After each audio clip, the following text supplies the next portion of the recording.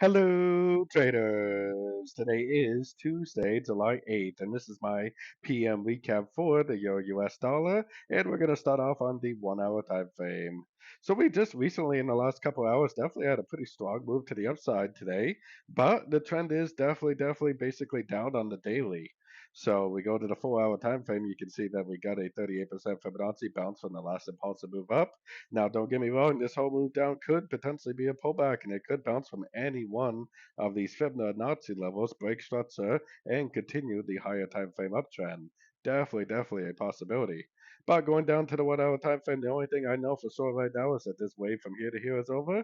Put your Fibonacci retracement on there, observe it to see if it makes some sort of a corrective overlapping pattern to a Fibonacci level. If it does, and then breaks in a golfing down, definitely take it as a short.